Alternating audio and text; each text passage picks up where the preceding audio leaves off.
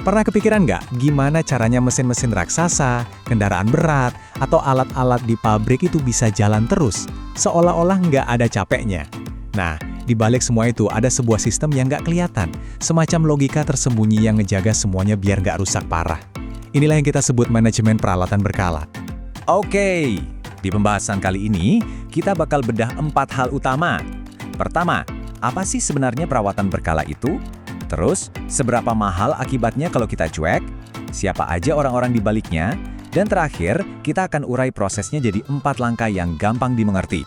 Ini nih, pertanyaan klasik kan, 1 menit mesinnya jalan lancar, menit berikutnya tiba-tiba mogok total, dan semua pekerjaan jadi berhenti. Tapi, apa benar kerusakannya itu tiba-tiba? Jawabannya mungkin bakal bikin Anda kaget. Jadi gini, kerusakan yang kita lihat di permukaan, yang bikin heboh itu, sebenarnya cuma hasil akhir dari masalah yang udah lama banget numpuk di bawah. Persis kayak gunung es kan, bahaya terbesarnya itu justru yang nggak kelihatan. Nah, inilah yang bersembunyi di bawah permukaan itu. Kita sebutnya cacat laten. Coba bayangin ya, debu yang numpuk bikin mesin jadi panas berlebih. Komponen yang kendor, getarannya makin parah, sampai akhirnya patah. Atau retakan super kecil yang nggak kelihatan, pelan-pelan jadi besar. Ini semua itu ibarat bom waktu yang lagi jalan. Kalau didiemin, salah satunya pasti bakal meledak jadi kerusakan fatal. Terus, gimana cara kita jinakin bom waktu ini? Nah, disinilah perawatan berkala masuk. Ini bukan sekedar soal benerin yang rusak, tapi ini soal filosofi. Sebuah pendekatan proaktif buat mencegah masalah bahkan sebelum masalah itu muncul.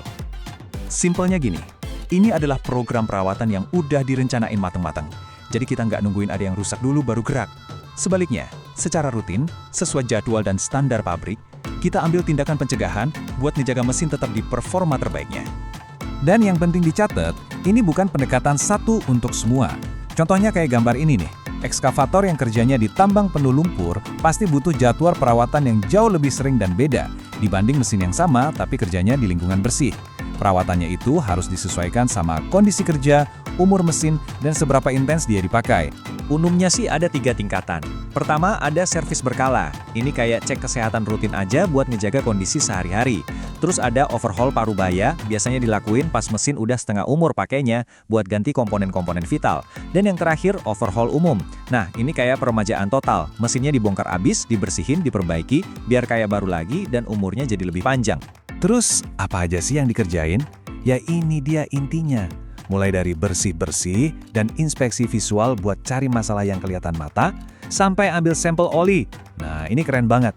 Fungsinya tuh kayak tes darah buat mesin. Dari oli, kita bisa tahu kondisi organ dalam mesin tanpa harus bongkar.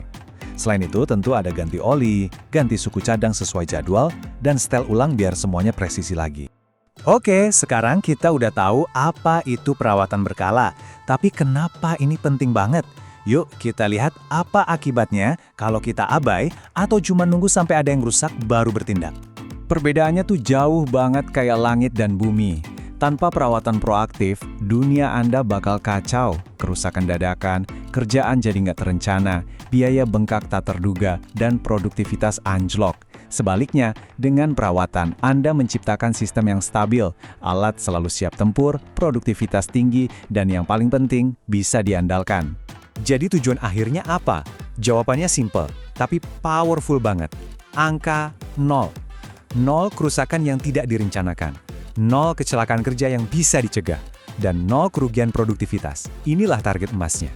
Tentu aja, sistem yang hebat butuh orang-orang yang hebat juga kan? Perawatan berkala itu kerja tim.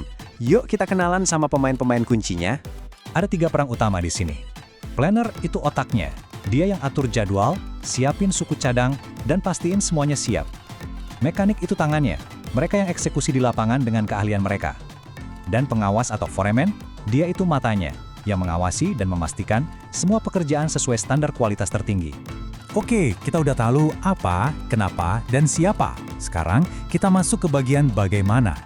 Gimana sih proses perawatan ini dijalankan di lapangan? Semuanya itu ada dalam sebuah siklus 4 langkah yang sistematis. 4 langkah ini membentuk sebuah lingkaran yang gak putus. Persiapan, pelaksanaan, serah terima, dan tindak lanjut. Setiap langkah ini saling terkait dan sama-sama penting buat mastiin semuanya berhasil. Segalanya dimulai dari persiapan yang matang. Di sini kita konfirmasi jadwal sama tim produksi, mastiin semua suku cadang dan alat udah siap, dan yang terpenting, nyiapin rencana kerja yang detail. Ingat, gagal merencanakan itu sama dengan merencanakan kegagalan. Nah, disinilah aksinya dimulai.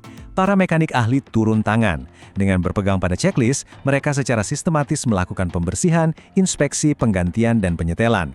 Ini adalah fase di mana rencana di atas kertas diubah jadi tindakan nyata. Setelah kerjaan beres, bukan berarti langsung selesai.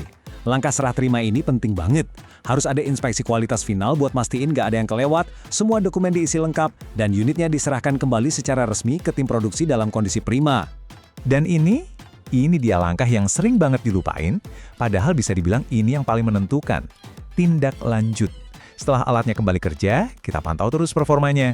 Apakah perawatannya efektif? Ada masalah baru nggak? Semua info ini jadi masukan super berharga buat bikin jadwal perawatan berikutnya jadi lebih baik, lebih efisien. Ini namanya perbaikan berkelanjutan. Pada akhirnya, inilah inti dari semua pembicaraan kita. Kita harus mengubah cara pandang kita soal perawatan. Ini bukan pengeluaran atau beban biaya. Ini adalah investasi. Investasi untuk keandalan, produktivitas, dan yang paling penting, untuk masa depan yang bebas dari drama kerusakan. Jadi saya tinggalkan Anda dengan satu pertanyaan ini. Coba renungkan. Pendekatan perawatan Anda selama ini cuma jadi pemadam kebakaran, nunggu ada masalah baru-baru kerak, atau Anda secara proaktif membangun sistem yang kokoh untuk mencegah kebakaran itu terjadi? Jawabannya ada di tangan Anda.